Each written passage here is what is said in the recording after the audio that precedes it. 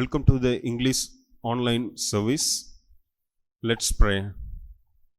Dear Lord, thank you for giving this opportunity to worship you in the evening service. Please be with us from the starting to end. Give us today's bread to us. In the name of Jesus Christ we pray. Amen.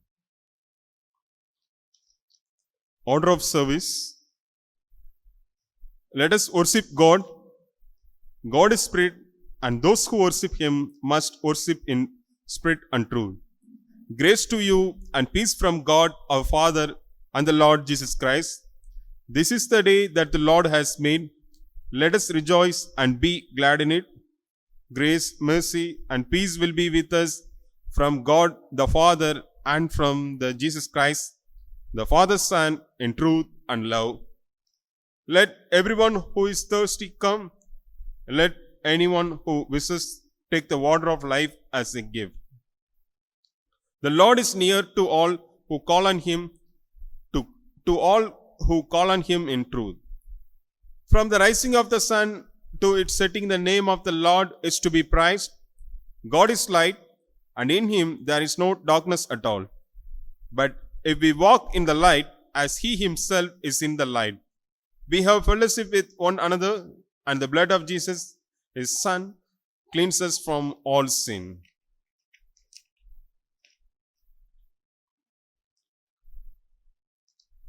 O Lord, open our lips, and our mouth shall sing forth your praise. Glory be to the Father, and to the Son, and to the Holy Spirit, as it was in the beginning, is now, and ever shall be, world without end. Amen. Adoration of the Trinity. Holy, holy, holy, Lord God of hosts, heaven and earth are full of your glory. Glory be to you, O Lord Most High. Blessed is he who has come and is to come in the name of the Lord. Hosanna in the highest. Holy are you, O God. Holy are you, O God. Holy are you, O Almighty. Holy are you, O Almighty. Holy are you, O immortal. Holy are you, O immortal. O Lord, our Redeemer, who was crucified for us, have mercy upon us. O Lord, our Redeemer, who was crucified for us, have mercy upon us. O Lord, Holy Spirit, have mercy upon us. O Lord, Holy Spirit, have mercy upon us. O Lord, accept our prayers and praises and have mercy upon us. O Lord, have compassion and mercy upon us. Confession. If we say that we have no sin, we deceive ourselves, and the truth is not in us. If we confess our sins, he who is faithful and just will forgive us our sins and cleanse us from all unrighteousness. I will get up and go to my father, and I will say to him, Father, I have sinned against heaven and before you. I am no longer worthy to be called your son. The time is fulfilled, and the kingdom of God has come near. Repent and believe in the good news. For we do not have a high priest who is unable to sympathize with our weakness, but we have one who in every respect has been tested as we are, yet without sin. Let us kneel and examine ourselves in silence.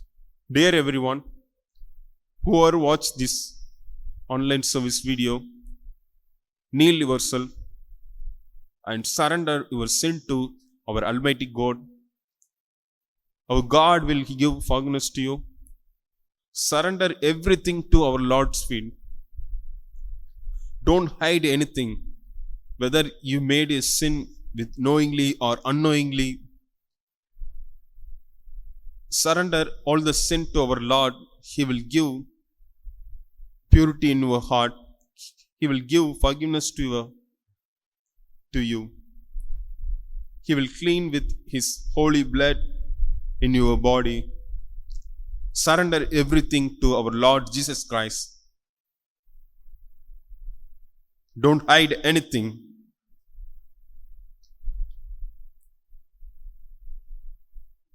Let us humbly confess our sins to the Almighty God.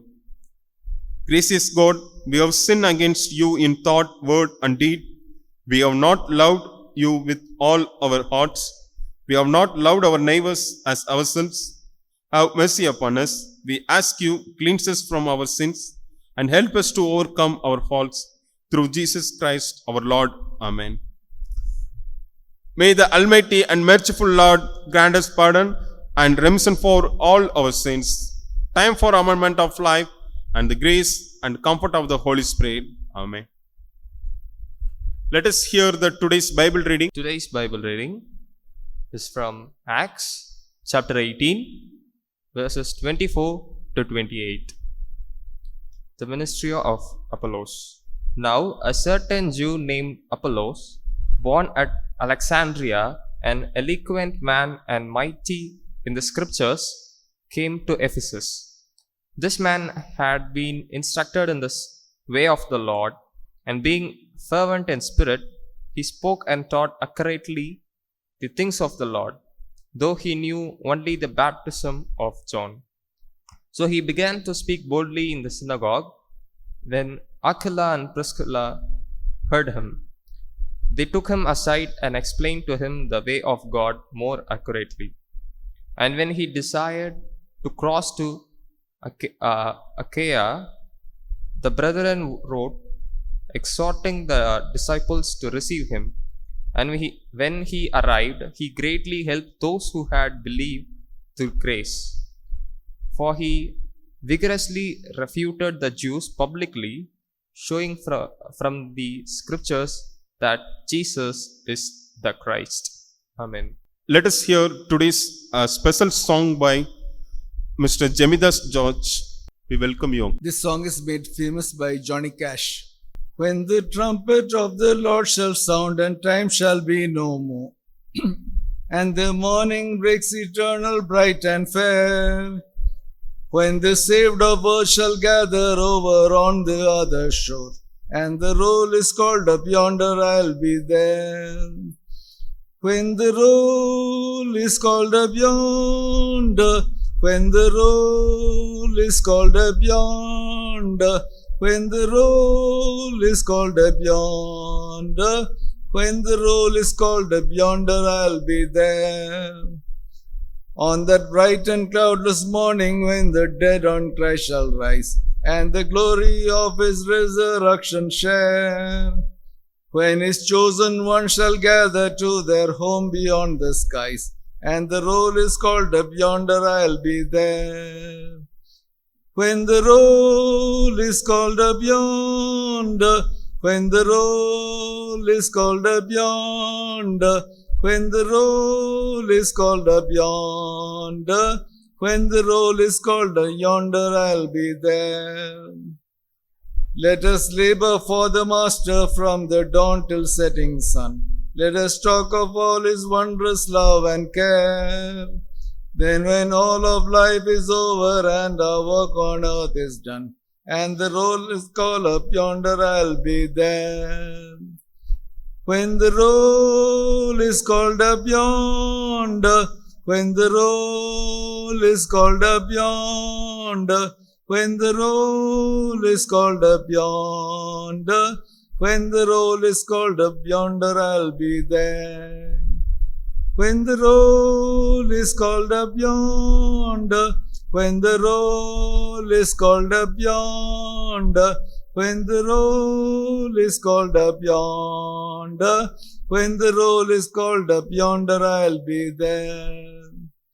When the roll is called up yonder, when the roll is called up yonder, when the roll is called up yonder, when the roll is called up yonder, I'll be there. When the roll is called up yonder, I'll be there.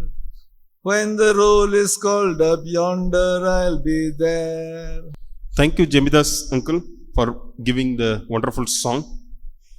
Dear everyone, prepare yourself to hear today's message. I welcome Mr. John Patton to provide the God's word for today's English service. Greetings in the name of our Lord and Savior Jesus Christ. It's been a pleasure for me to stand in front of you to share the word of God today. A story goes like this. There was a young man who, after completing his graduation, wanted to get a job. He tried so many places. One day he got a call saying there is a vacancy in the zoo nearby. So he goes there, approaches them to find the nature of the job. And it is this. The chimpanzee out there died suddenly, which was entertaining all the people, the public.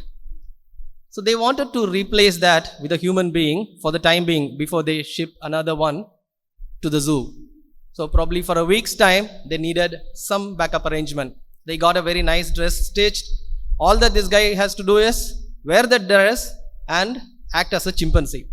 First he was taken aback. He thought, no, I have studied this, that. But the package looked very attractive.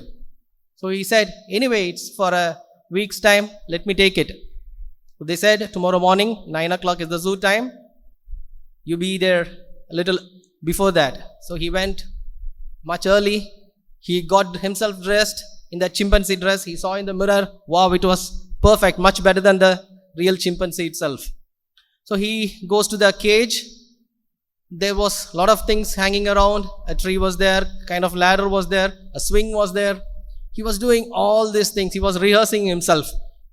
He was doing like this, like how a chimpanzee does. And he was trying to climb up the tree. He was swinging from this end to that end. It was very jolly for him. He thought, okay, this is a very nice job for me with a nice package. And as he was swinging to this extreme ends of the cage, he slipped and fell into the next cage. He was shocked.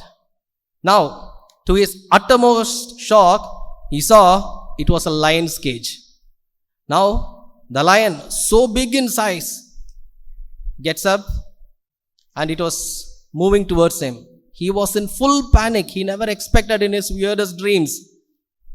He was in full panic. He is trying to climb and his legs and hands were not moving. He was going to the corner of the room, cage, and the lion was almost reaching him.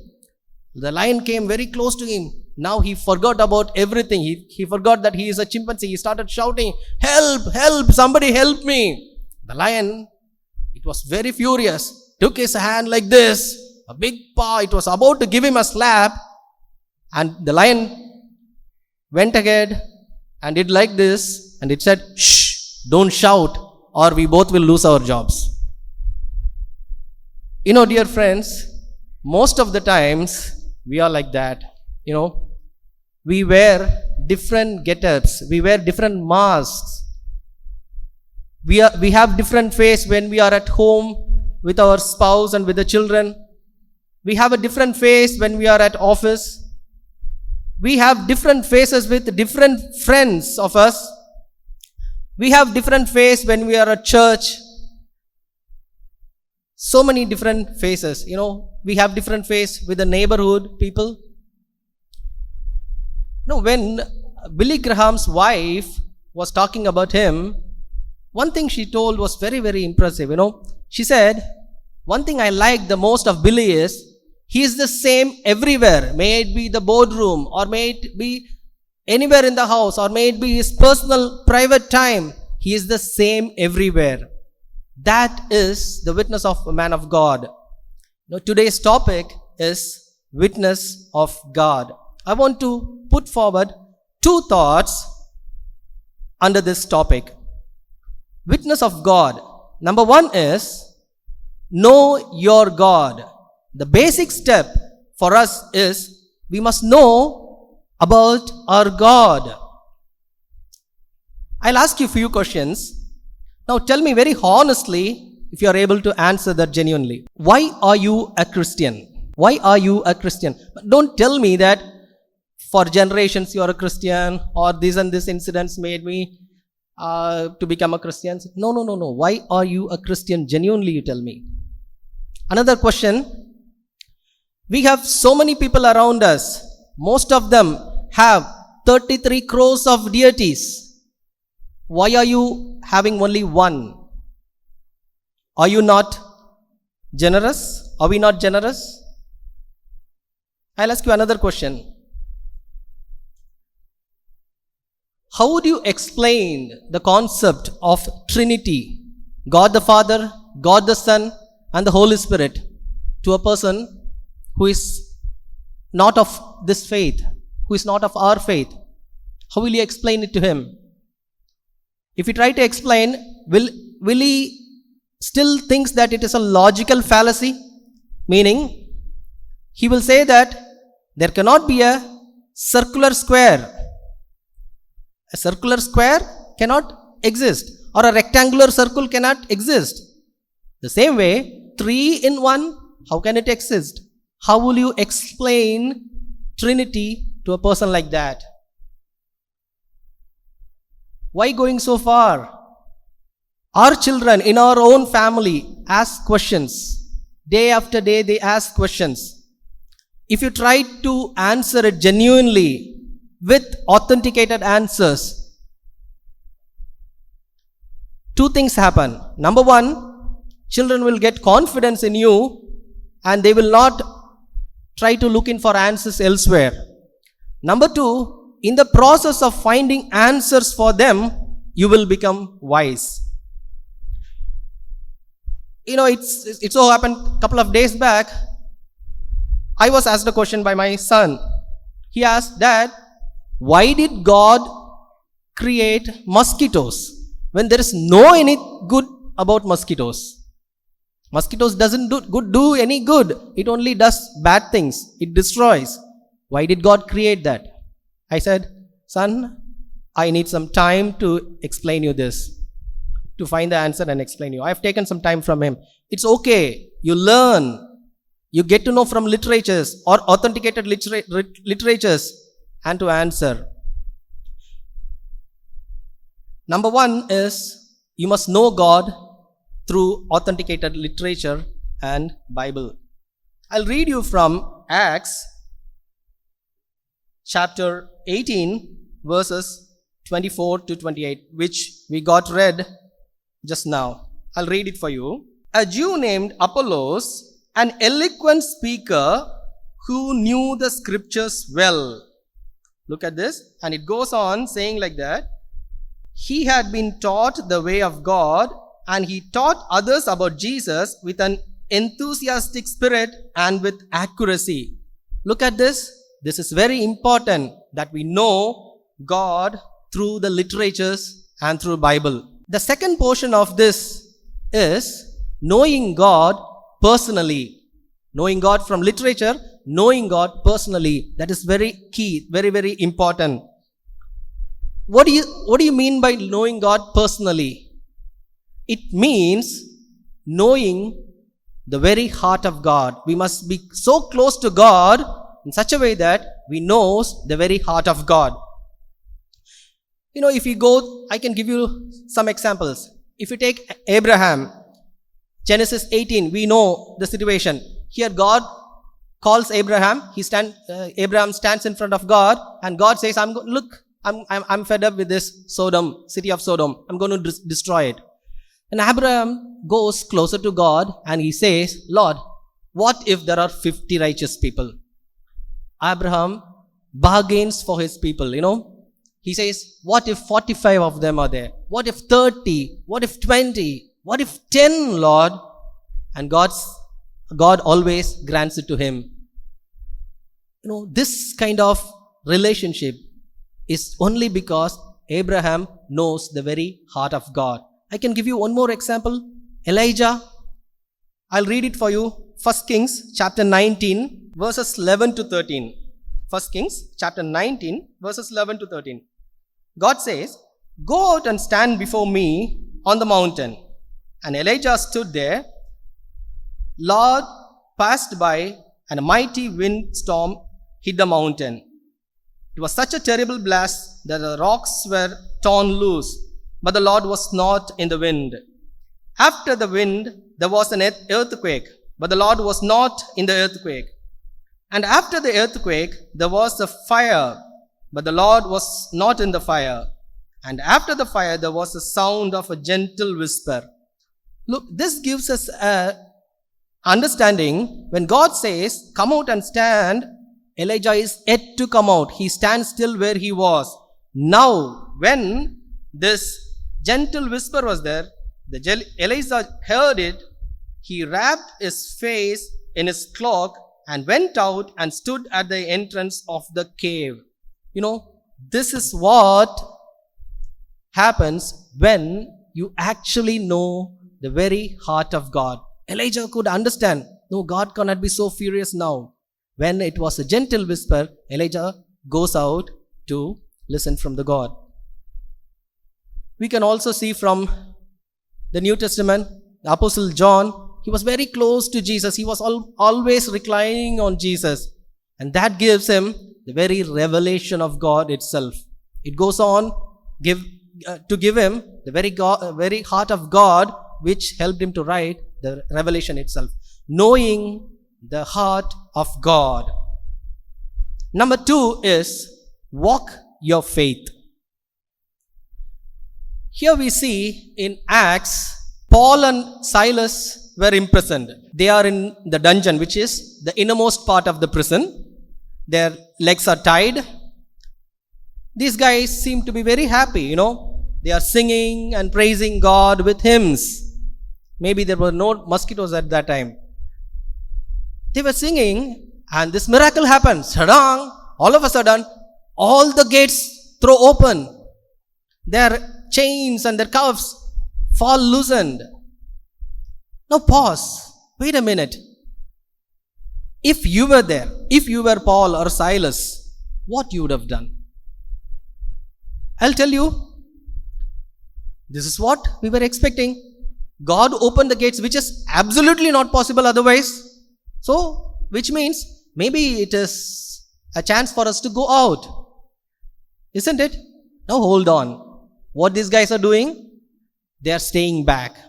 Why they are staying back? Because they knew the heart of God.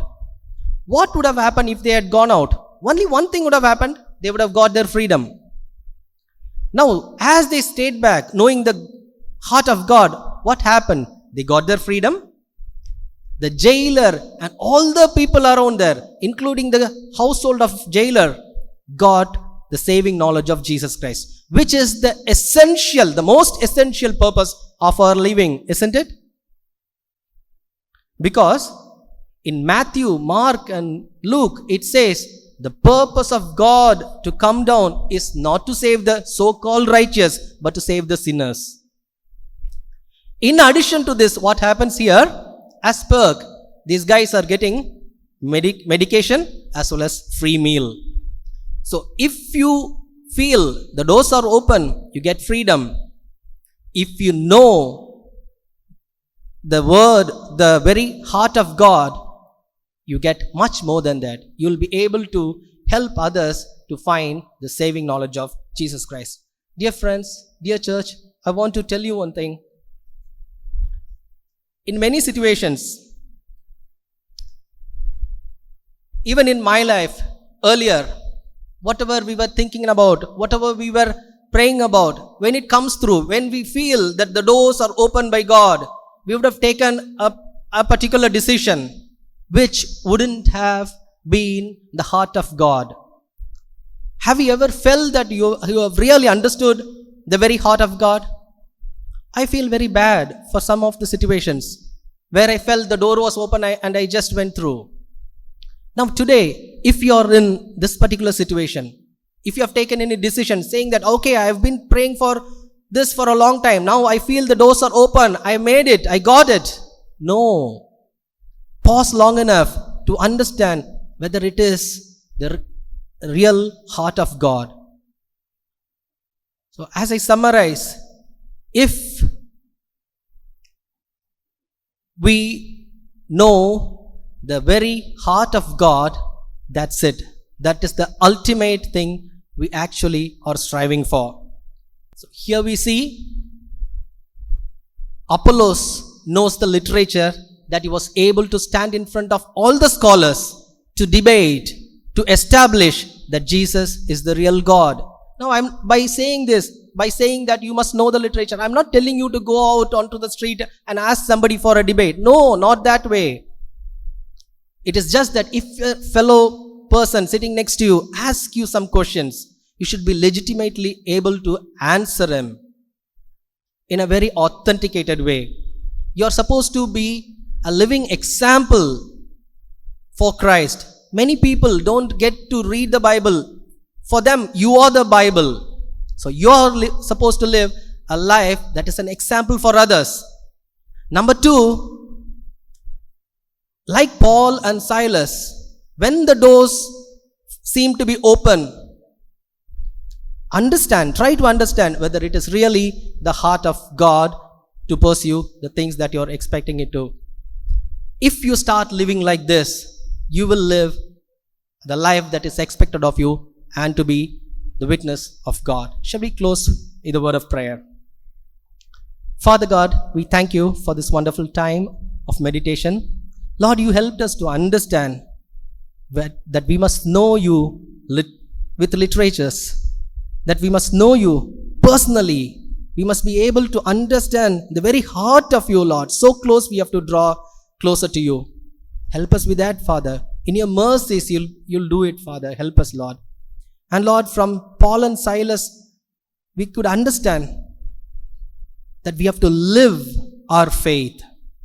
No matter, even if the doors seem open, unless we know the very heart of God, we may go wrong, Lord.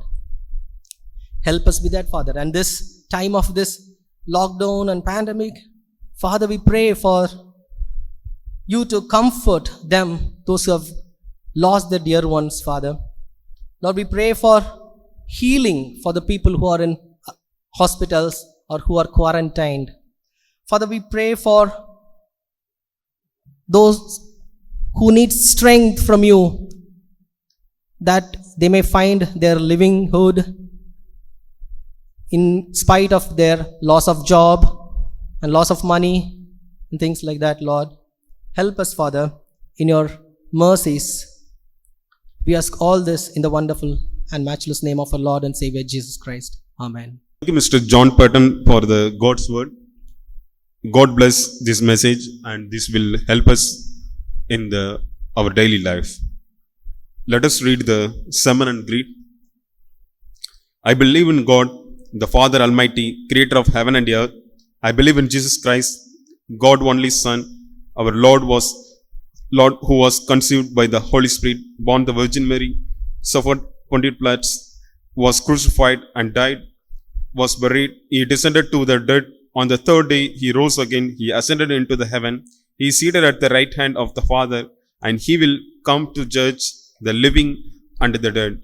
I believe in the Holy Spirit, the Holy Catholic Church, the communion of saints, the forgiveness of sins, the resurrection of the body, and the everlasting. Amen. Let us pray for the peace. O God, who is author of peace and lover of concord, is whose knowledge our eternal life stands, whose service is perfect freedom, defend us, your humble servants, from all assaults of evil, that we, surely trusting in your defense, may not fear the power of any adversaries, through the might of Jesus Christ our Lord. Amen. Let us pray for grace. O Lord of all power and might, who is author of and giver of all goods and things, graft in our hearts of the love of your name. Increase in us true devotion.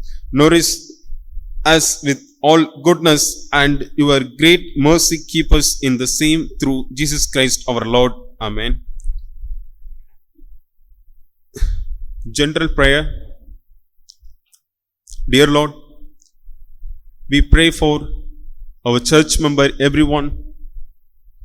We pray for elders. We pray for our grandparents. We pray for all the church member. We pray for our children's. Lord, nowadays is a rainy season.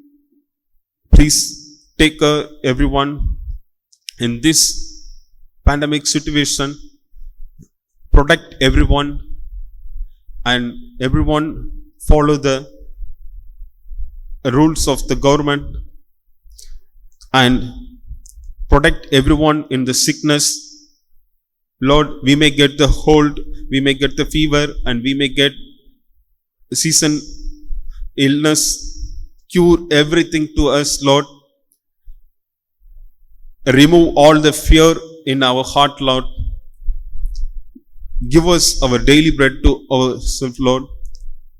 Lord, in our church member, many of are working in work from home, and many of are working in the field.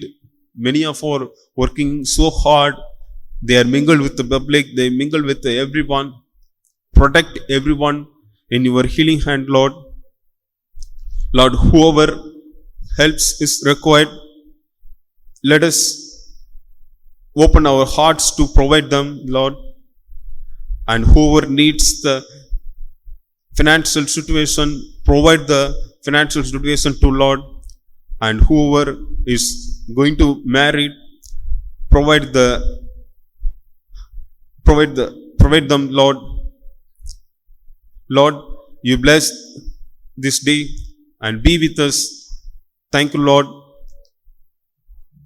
In the name of Jesus Christ we pray. Amen. Let us give the general thanksgiving. God of all mercies, we, your unworthy servant, give you most high, humble, and hearty thanks for all your goodness and loving kindness to us and to all people.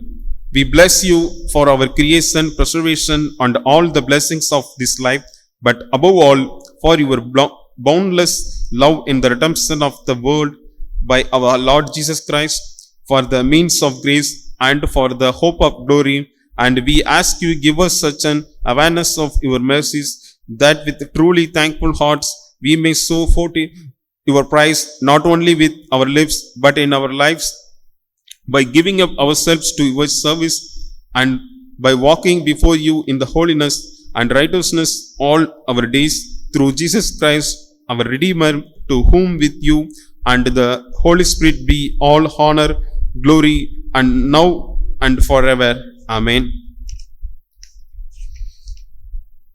Blessings from Lord, the grace of our Lord Jesus Christ, and the love of God, and the fellowship of the Holy Spirit be with you all. Amen.